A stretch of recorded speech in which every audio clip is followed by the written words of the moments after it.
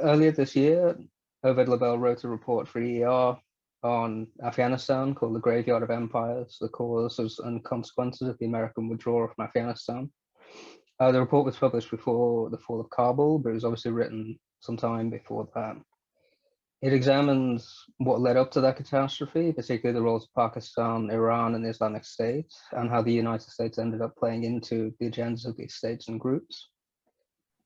Oved is a policy analyst at the Australia-Israel Jewish Affairs Council, or AIJAC, where he focuses on the geostrategic interplay of Iran, Russia, Israel, and Turkey in the Middle East. His analysis appears regularly in international media, and he has previously written a very well-received report for ER on Yemen, specifically the role of Iran in creating the Houthis who launched that war. So if we were to start by taking each of those three actors in turn, and we started with Pakistan, could you outline the role that Pakistan played in all of this? Sure. Thanks, Kyle, for that introduction. Pakistan's role in Afghanistan has been overwhelmingly negative and very long-standing. And one of the things I cover in the report is that it was not a response to the Soviet invasion. Already by the early 1970s, Pakistan was trying to put together an Islamist coalition to overthrow the Afghan government. Like the Soviet invasion, as I say in the report, was a godsend to Pakistan because it suddenly roped in the US into fighting its war for it, essentially. And it had all of these Islamist actors that it had been using since the early 1970s. And these, I mean, long story short, the Soviets withdraw from Afghanistan, and it essentially weaves what's, not all of them, but many of these Islamist actors weaves into a new organization called the Taliban, centered around one of their previous deputies named Jalaluddin Haqqani. And they essentially accomplished what all of the insurrections since the 1970s could not. But it's fairly important to note that Pakistan has, what's happening in Afghanistan now, that is a Pakistani invasion. And it's something that they've been pursuing for a very long time. And it's also important to note that this is related to what Pakistan has been doing in Kashmir in India. It's not just related, it's inseparable.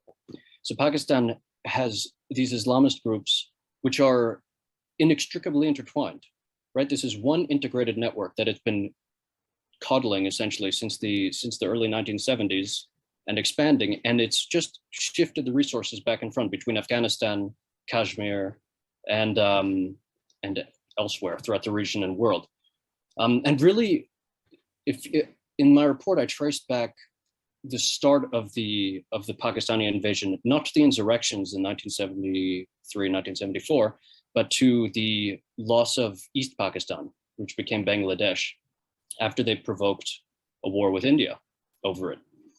And the reason I did that is because the leader of what was essentially the Muslim Brotherhood in Afghanistan, he ends up essentially, he condemns the loss of East Pakistan to India and basically declares jihad against Afghanistan on behalf of Pakistan. So yes, Pakistan's role was and remains terrible. The actors they'd relied on in the anti-Soviet jihad, probably the most famous of the figures is Gulbuddin Hekmatyar. But Hekmatyar by the 90s migrates to Iran's camp.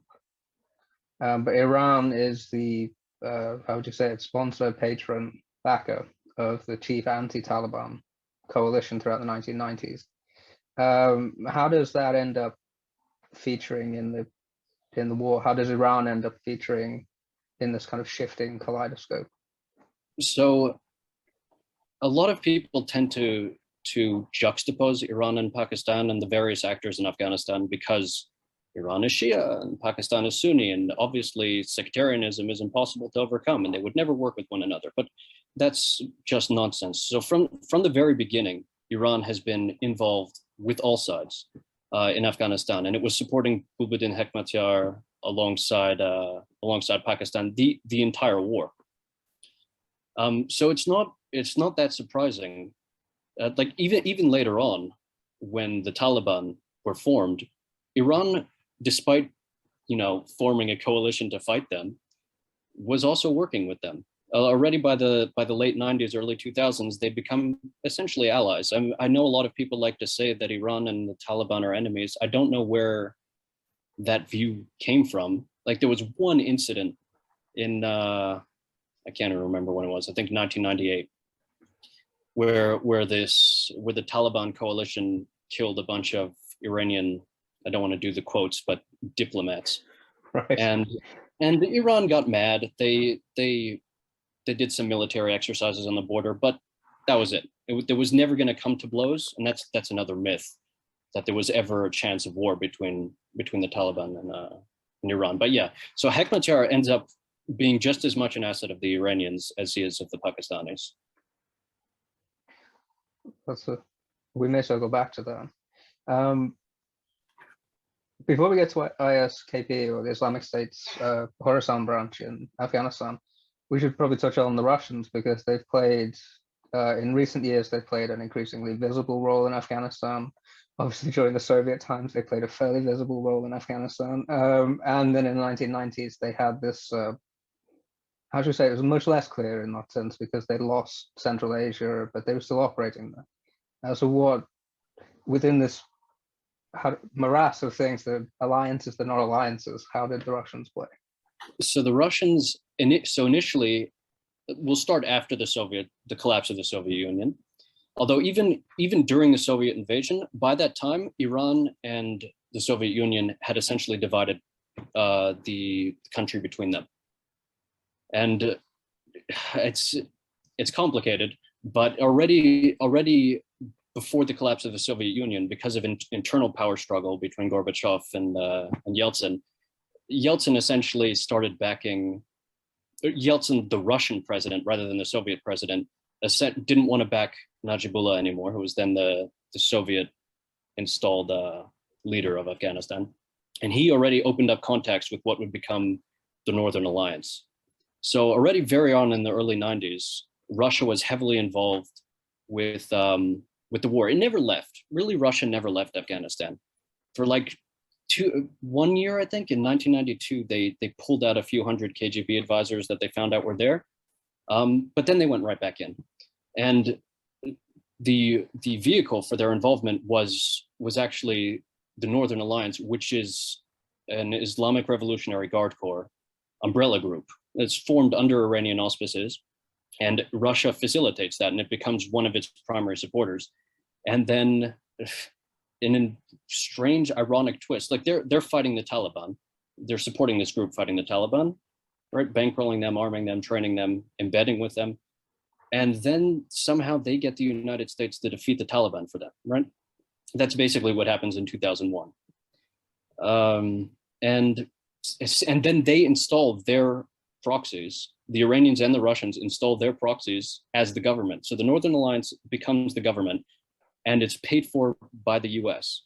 So despite the fact that Iran and Pakistan are not fully enemies, they were competing over control of Afghanistan.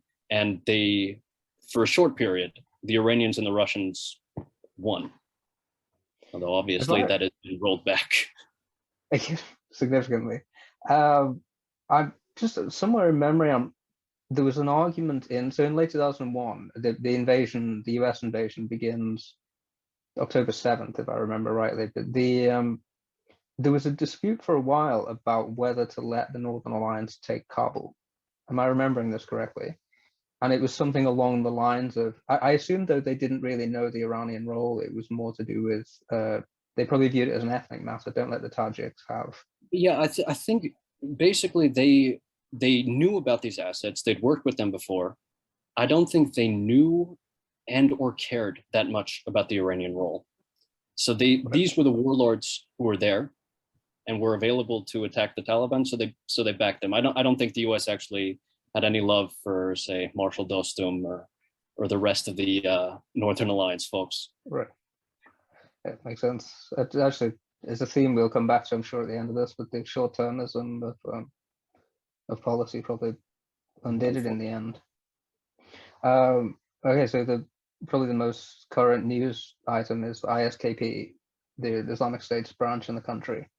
Can you give us a brief outline of how that came about?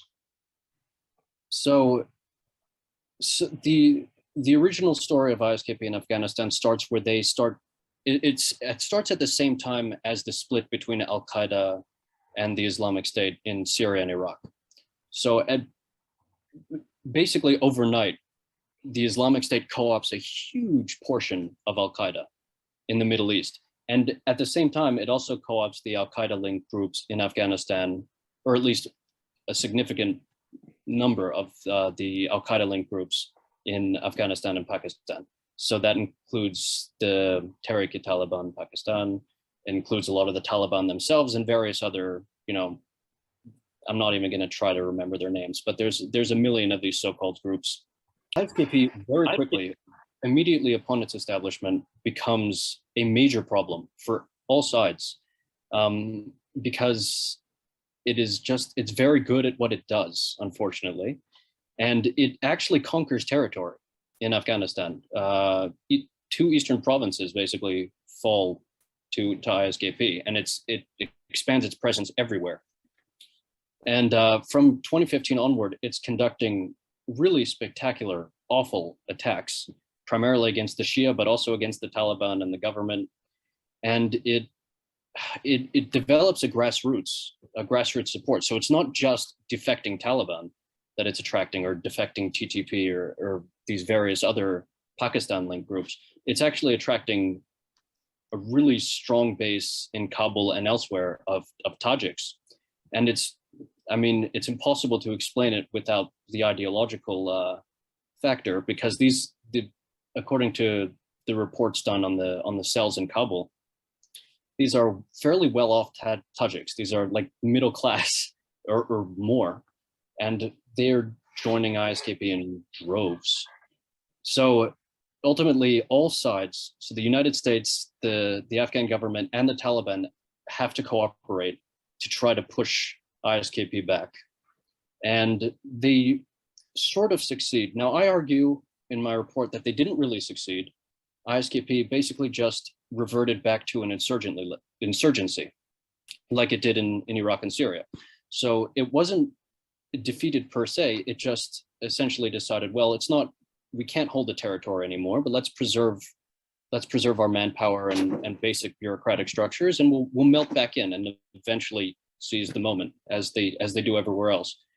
So they start surrendering to the US and to the Afghan government. And their hope, as I wrote this in May, their hope is that the Taliban will break out all of these fighters eventually from prison, after which they can just reconstitute their networks. So the first thing to remember is that even with the pressure, the trilateral coordination, the Taliban, the US Air Force, Special Forces, US intelligence, and the Afghan Special Forces, ISKP remains just as deadly as ever. It is not contained whatsoever.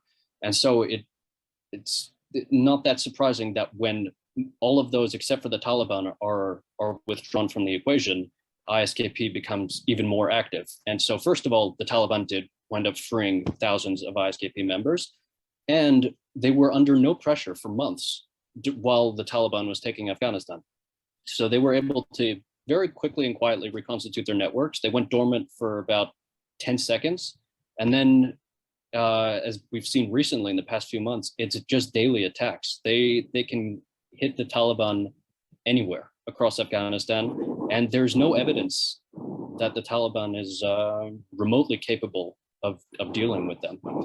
And they're also, even in Pakistan, they just seem to have free reign, because, like what I was saying before, a lot of the TTP people defected to ISKP, and it's at this stage they just don't know who's part of ISKP and who's part of the Pakistani groups. So that's where we stand, I think, right now, and they're only growing stronger. So in the report, I think I warned that they were going to be capable very soon of launching attacks from Afghanistan, and that's now been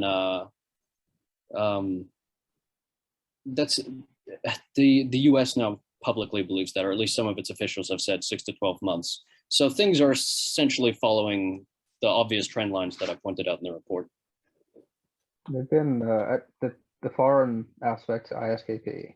I mean, it's a it's a weird thing in a sense to say foreign with IS, because obviously it's just one organization, so these provinces are all of its thing. Yeah, But that's a really important point, is that this is not, people are like, oh, well, does ISKP, do they have global ambitions? Will they launch attacks? Maybe they're just a local group.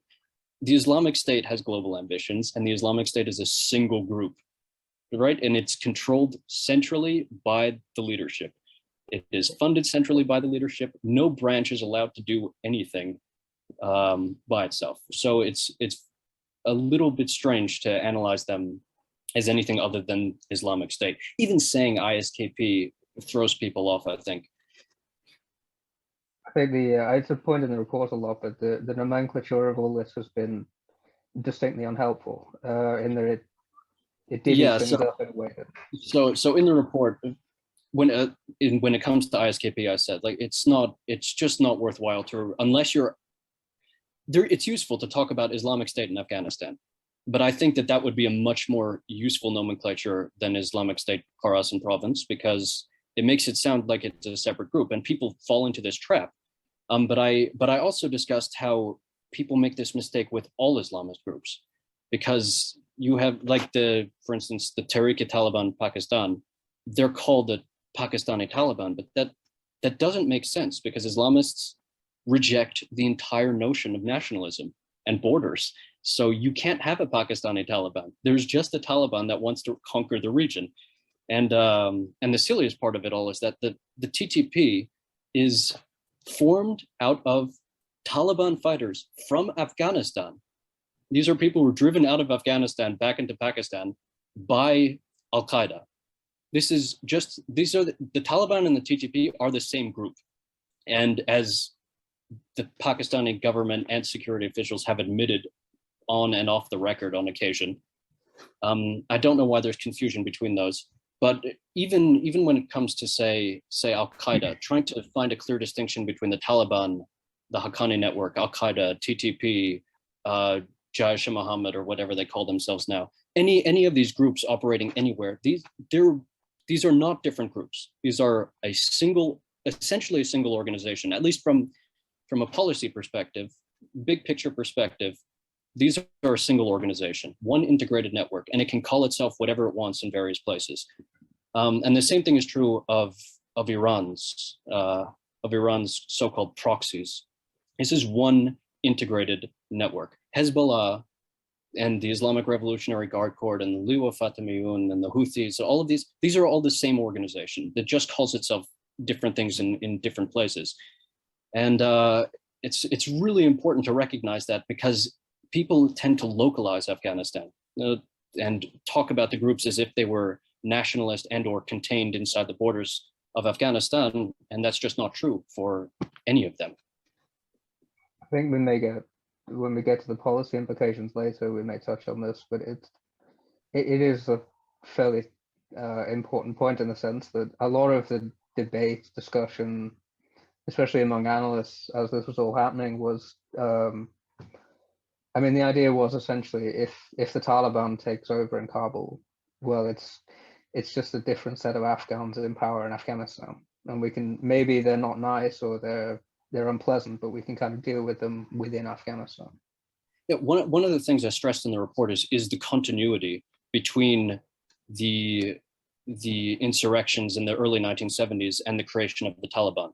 But I mean, you can look at the report, whoever was interested, for more detail. But essentially, these people were always global jihadists. The people that Pakistan backed, including Jalaluddin Haqqani and Gulbuddin Hekmatyar, openly said from the early 1970s that they did not care about Afghanistan. They wanted to use Afghanistan as a springboard to launch a global jihad. The fact that after the quote unquote civil war, which is really more of a war for control between Iran and Russia on the one side and Pakistan on the other. It's not a civil war. But that's a side point. Once Pakistan decides that it needs a new group, it takes all of these elements that were already global jihadists and weaves them together into the Taliban, and then launches an invasion, which is what the Taliban are. They are not Afghans in any way that matters. They don't identify as Afghans despite all the propaganda. And in fact, most of them have openly said, Pakistan is my home. This is not an Afghan group. This is a Pakistani front group that is, it's led, armed, trained, and lives in Pakistan, by Pakistan, and it lives in Pakistan. There's nothing Afghan about the group.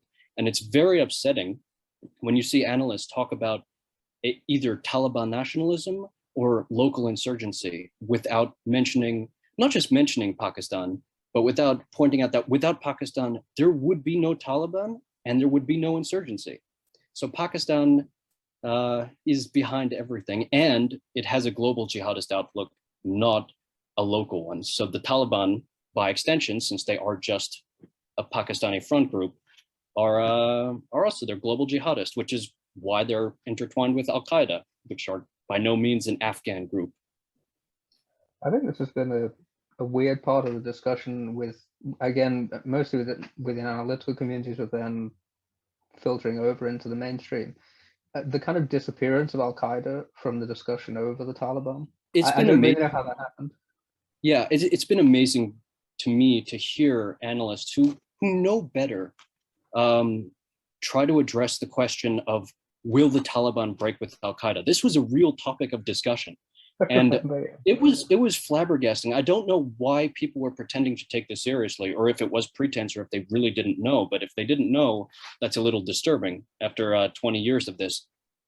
And you'll hear interviews even now where people will be asked, do you think the Taliban will move closer to Al-Qaeda because of X or Y? And the question doesn't make sense, because they are already the same group in every way that matters. So it's very confusing when people talk about the Taliban. Yeah. Oh, sorry, I'm interrupting you. No, I was just saying that it's very confusing when people talk about the Taliban without mentioning that their foreign operations arm, Al-Qaeda, is still there and has all the influence in the group. The people yeah, I'm sorry. It's very upsetting to hear people talk about Afghanistan as if it's local, when the entire reason we went in there was because Al-Qaeda was there, intertwined and protected by the Taliban, intertwined with. So I don't know how that got lost. No, I think the only thing I was going to add was it's not as if they actually hide this either. Like, I mean, they have organizational charts in which Al-Qaeda operates senior posts, including indeed the deputy. Yeah, Haqqani is on the Al-Qaeda Shura. It's insane. These are all the same group, and they all sit on each other's leadership boards. I mean, again, I don't like talking about them as separate groups, because I don't even think bureaucratically they're really separate groups, but whatever, we can keep that pretense. Functionally, they're not separate groups. So when people start talking about, will Al-Qaeda break with the Taliban, will they crack down on the Taliban? It's really like asking, will the Taliban crack down on themselves, which is obviously a nonsensical proposition. It's been a very strange year in more ways than one. To pull away a little bit from Afghanistan itself, and from people in Afghanistan, let's say, to China, because a lot of the, how would you say, the favorable coverage of the decision to get out was, this is a masterstroke of great power competition, because you've dumped this small war, this insurgency or counterterrorism thing, and now you can focus on the great power contest with the Chinese Communist regime. Yeah. So in the first place, we have to remember that Pakistan is basically behind everything that's happened in Afghanistan. I mean, also Iran, but for all intents and purposes, this is a Pakistani conquest of Afghanistan. Pakistan has been a proxy of the Communist Party in China since the 1960s, at least. It is just functionally an extension of them. They're so close together. One Chinese diplomat said sarcastically, Pakistan is our Israel to the United States.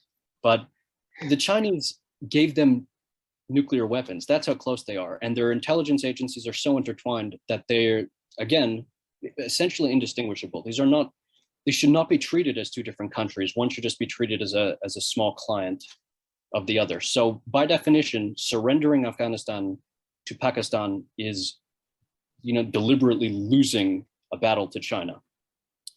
Now, there's also the fact that when you're talking about great power competition, that isn't just gigantic wars, right? This is not World War II. Great power competition is a competition for global influence in every country, economic, military, you name it. And the idea that withdrawing from Afghanistan, which is, a place where we have to compete, just like every other place where we have to compete, the idea that that's giving us more opportunities to engage in great power conflict is, again, nonsensical. You gave up the competition. You lost it to China. That's not a victory of any sort, and it's not freeing up any resources. And I actually, so President Biden recently said about the decision. He said something like, "You're sitting in Beijing. You're sitting in Moscow. Are you happy we left?" Right? And he's asking a rhetorical question, saying, "Oh, Russia and China are so upset that the US has withdrawn because the US was keeping a lid on the terrorism, and now they'll have to handle it."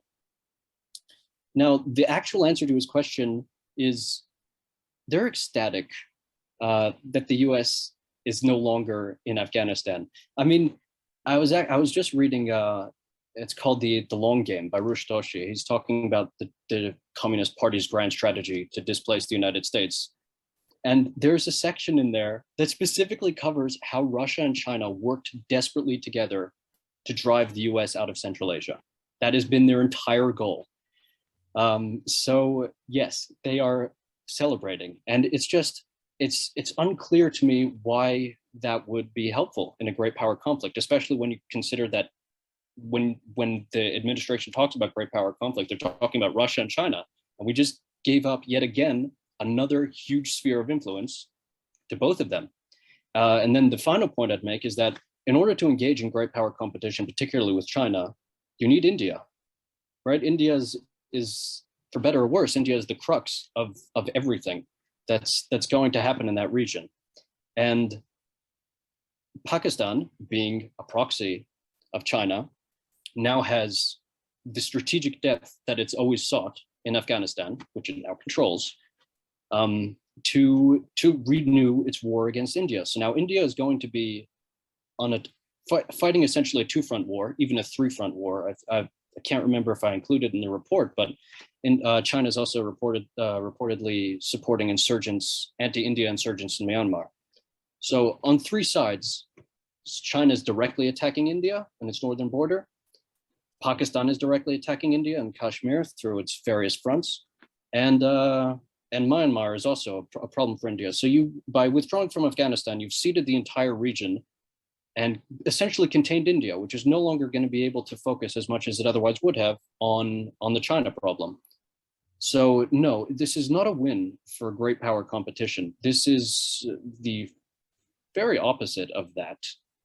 I mean, we had a military base and a friendly government on the Chinese border, one military base. We had essentially, we had a large military presence next to China. I just don't understand how that could be considered, how giving that up could be considered a win for great power competition. It seems a lot as well. I mean, the Chinese, there was this discovery of all these minerals in Afghanistan, which were mostly done by surveys about, am I remembering, about 12 years ago or something like that?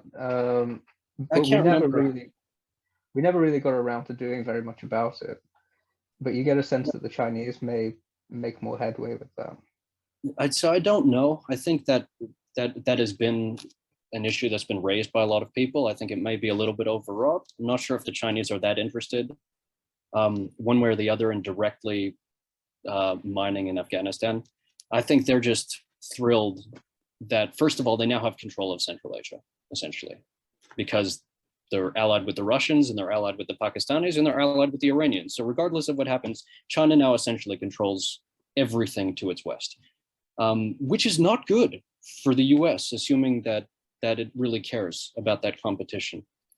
But what are you going to do? We may come back to them. Another country touched on in the report is Turkey, which had, so Turkey had this, one of the strange subplots in the closing scenes in Afghanistan was Turkey taking over the airport in Kabul. which seemed very unlikely and then didn't happen. But there was a lot of the Turks made the best they could of it. But I mean, Turkey's role has been quite peripheral in a lot of ways. But has it increased since the fall of Kabul? So yeah, that the airport discussions were a very sordid affair. Like Turkey's role in Afghanistan, it's never been substantial. It has contacts with everyone. It doesn't particularly care who runs Afghanistan. And Erdogan is extremely erratic, president of Turkey. So there's no way to know what he'll do from one moment to the next. But right now, like they were in discussions until recently. Turkey was in discussions, and they may still be in discussions with the Taliban to reintroduce their forces to the airport, to help run the airport. I don't know where that's holding, but I have not seen any recent developments regarding Turkey's relationship with the Taliban or Afghanistan. I assume they're a little bit distracted at home with their economic collapse. Does seem quite reasonable. Okay, so we get to really the major question of all this. Given the foregoing, why did the US do this? Like, what, given what it must have known was coming? Well, I think that's being very charitable to certain policymakers, that they knew what was coming, because clearly they had no clue what was going on. But it was alarming during these discussions, since 2018, really, but possibly even before, to see the discussions among analysts about why the US should or shouldn't withdraw once the suggestion was made. And these discussions were happening essentially in a bubble universe. They were totally detached from reality, because they were taking it as given that the US needed to withdraw. And then they were arguing about why or why not.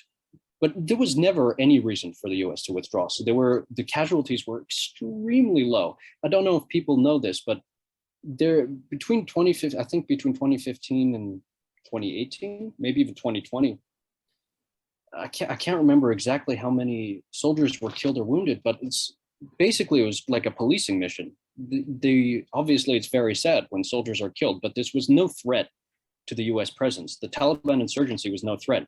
So the administration would constantly say, well, if we don't withdraw based on the horrendous surrender deal, which essentially handed Afghanistan to the Taliban on a silver platter, went out of its way to ensure a total Taliban victory as quickly as possible.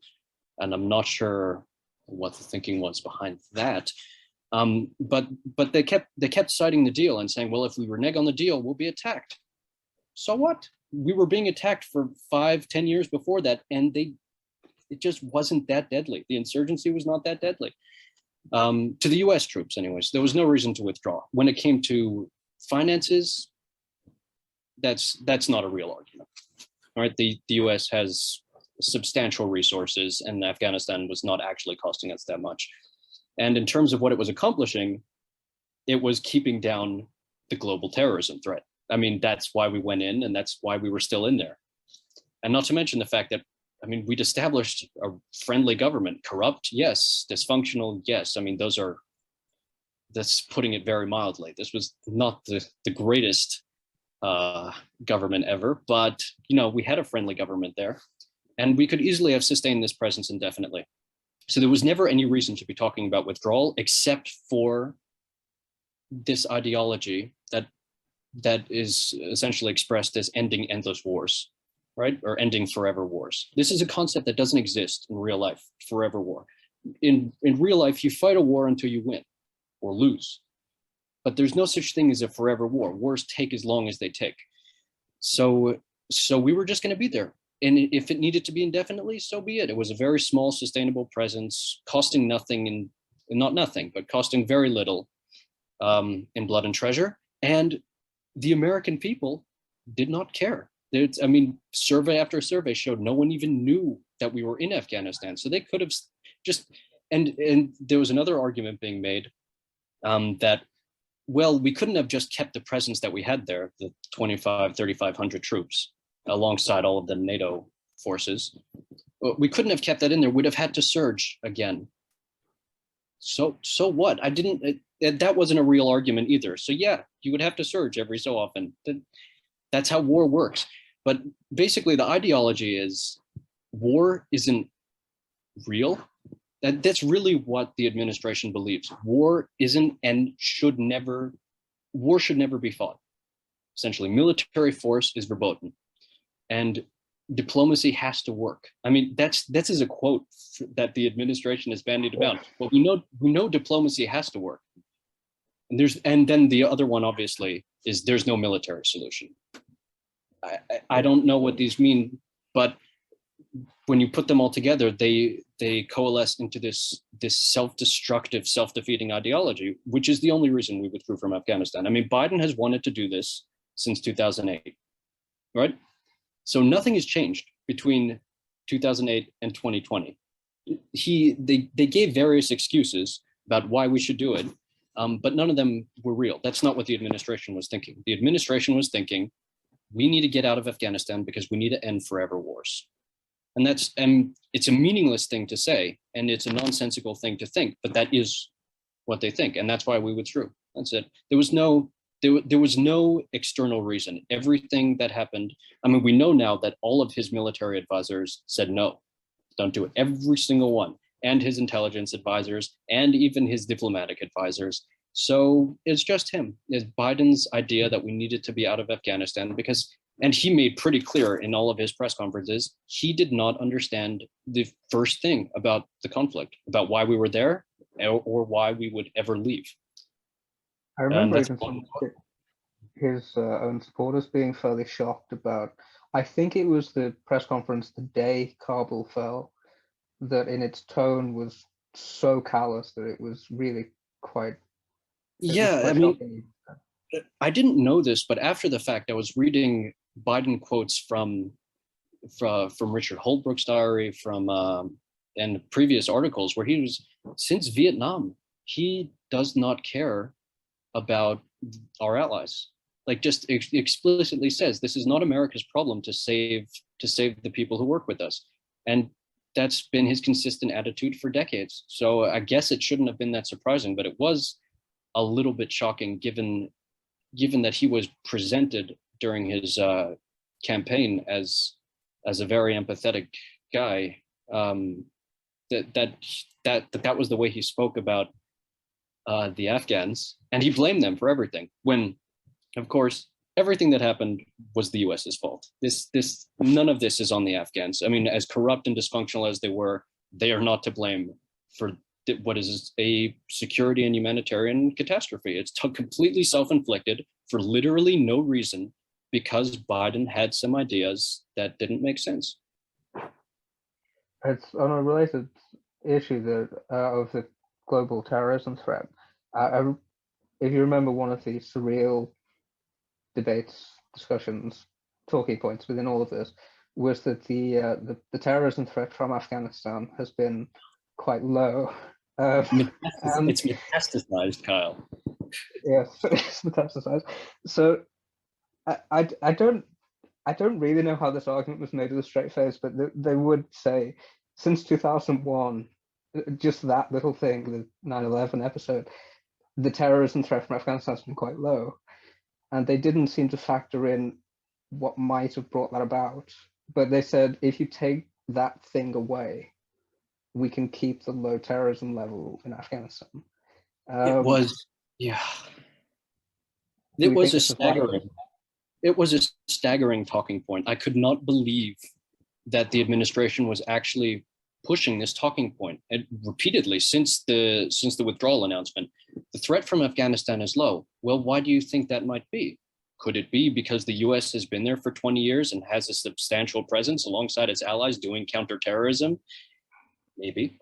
But even leaving that aside, the threat has not metastasized.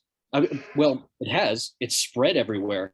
But when something metastasizes, it doesn't leave its original area. It just also spreads elsewhere.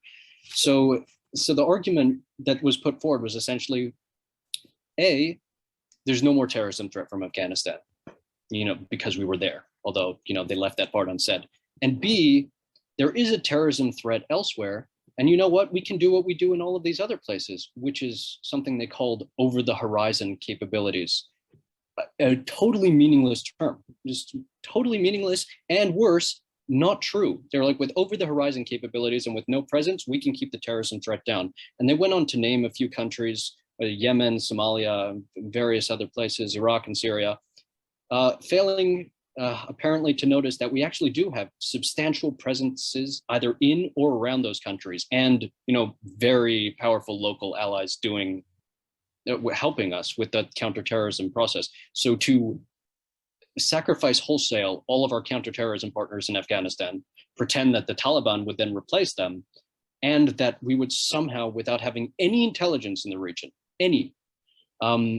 we would somehow be able to use these quote unquote over the horizon capabilities. Someone called them over the rainbow capabilities, which was great.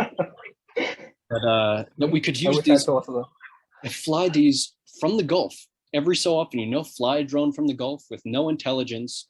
It would circle Afghanistan, and that would solve the terrorism threat. It's just unbelievable. I don't understand why. Again, this was another one of those things that people pretended to take seriously. That, oh yeah, sure, of course, analysts engage with this. Maybe we can not have a presence there and still do counterterrorism. It's not reality. I don't know what else to say about it, and I don't know why the administration pushed it. The Debasing thing seems like, I mean, as you say, it should have been just obvious from looking at a map that this was not going to fly. But I mean, the nearest base is all the Gulf, which is 1,000 miles away. Yeah. Which you'd have thought as well, especially after the horrendous mishap during the final stages with the drone strike, that this would have kind of sharpened the point, but it didn't seem to. But I don't really see what else, like when you're looking around Afghanistan, presumably there's Tajikistan, which is under too much Russian influence really for the US to get in. And Chinese.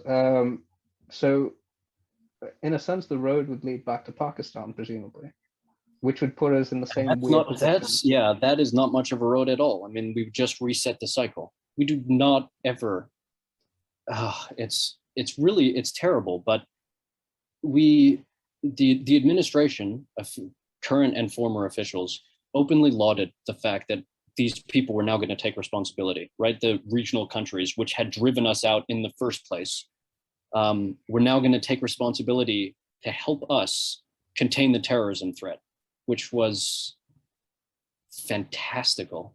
Just don't know where they got this idea from.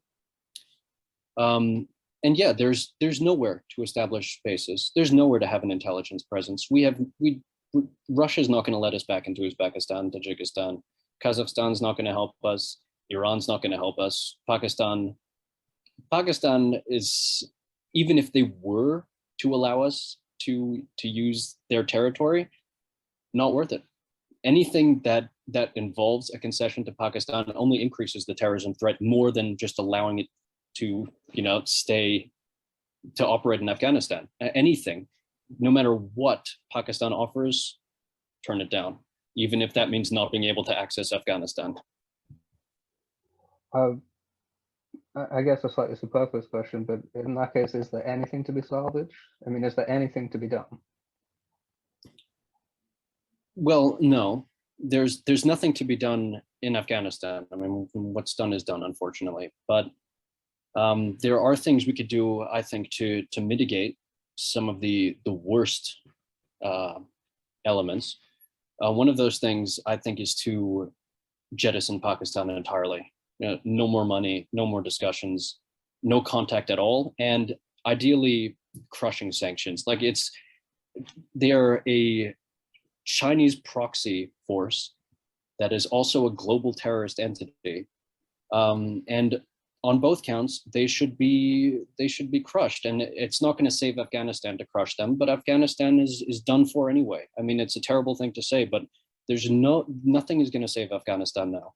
There's no money, there's no food, and there's never going to be money or food, because the Pakistanis and the Taliban don't care about governance. They just care about jihad and having a place where they can implement Sharia and then use as a springboard to continue their jihad. And just on this point of crushing Pakistan, because I think that that's the only thing that really can be salvaged here. Pakistan is directly responsible for every single foreign policy issue that we face today. And that's whether that's the North Korean or Iranian nuclear programs, whether it's, you know, Chinese influence in the region, whether it's global terrorism, it's everything. Everything can be traced back to the Pakistanis. And it is incredible that they are still considered, I think they're still considered major non-NATO allies when they are the premier adversary of the United States and the West. And how they've managed to keep us on the line is fascinating. I'm not sure that the administration knows what Pakistan is, that it could just be chalked up to ignorance, because it's very clear that this administration is extremely ignorant when it comes to foreign affairs. And yeah. I remember somebody saying at some point of Pakistan, they must have an office of hedging their bets. And I think it's their ability to play every side is reasonably impressive, especially given the hand they're playing with. Yeah, no, it's incredible. This is a country with no economy, with very shoddy international relations. It's not particularly technologically advanced. I don't want to say you got to hand it to them, but they play a bad hand pretty well. And it's not just them; it's also the Russians and the Iranians. I mean, there is no excuse for the fact that a superpower was driven out of the region by three basically non-entities. Like these are countries with no economy. Russia kind of has a military, but it's just incredible that with such little force, the US decided, it's not worth it, abandon everything to them. And you can see this in terms of playing all sides. Iran and Russia really they played all sides. I mean, Iran and Russia invited the US in, gave the US basing flyover rights. The Iranians even provided the US with coordinates to bomb the Taliban, even as it was arming the Taliban. I mean, this what sounds so conspiratorial is just true in Afghanistan.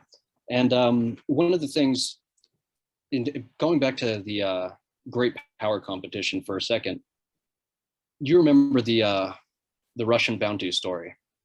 That was it blew up for a little while. Most people were very skeptical.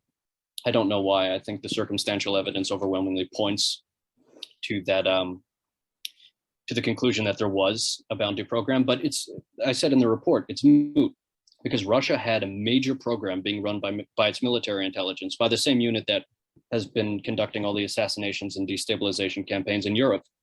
That unit was running a major destabilization campaign in Afghanistan and paying the Taliban and Taliban-linked criminals to conduct it. So it's not really relevant whether there was a specific bounty program. Yeah. So when the administration talks about working with any of these countries, it's clearly living in a fantasy world. I think the final question, I mean, you touched on it in a way, but I guess just to draw it together, in the next couple of months, the next, say, 6 or 12 months, what do you think is going to be the biggest issue in Afghanistan? I mean, will it be the food, or will the terrorism the terrorism problem come to the fore, or the refugees? I mean, which? Unfortunately, I think all of the above. I think that there's already a major refugee issue. There's obviously going to be the humanitarian collapse is ongoing, but the biggest one and the most predictable one, unfortunately, will be the resurgence of external operations, I think, by both Al-Qaeda and the Islamic State. And I mean, I obviously have no evidence to prove this, but why wouldn't they? When they clearly have that intention, now they have the space. The US is no longer there. We have no intelligence in the region. They're not just going to keep their attacks focused on Pakistan, India, Afghanistan, in that region. They are eventually going to. I think there was one intelligence official I quoted in the report that said that basically all of these gigantic ISKP attacks in Afghanistan were practice runs. They were just trying to figure out how best to mount these operations in Europe and elsewhere. And I think that's true. I think that'll happen. That'll be within the next 6 to 12 months. There's been a spate of terrorist attacks in Europe. I mean, in Britain as well, which we haven't had an attack, I don't think, since the height of the ISIS foreign attack campaign in 2017. I assume you would draw a connection between the fall of Kabul and these operations. Oh, absolutely. I mean, it goes without saying that the Taliban takeover obviously supercharged every jihadist group, whether they were associated with the Taliban or not. And not just because, first of all, there's the ideological aspect. You're, once again, jihad defeated a superpower, or that's how they view it anyway. Everyone is going to take heart from that, but it's also provided space for all of these groups to conduct attacks. And yeah, I think that it can't be a coincidence that suddenly, almost as soon as Afghanistan fell, there was a terrorist attack in New Zealand. There was one or two in Britain. In fact, there's been a spate of them recently when there had been relative quiet. I don't think anyone would not draw the connection between the fall of Afghanistan and those attacks. And I think we can only expect that to continue and get much worse. Well, on that grim note, thank you very much for doing this. Thanks for the report. I hope to see you again soon. Thanks for having me.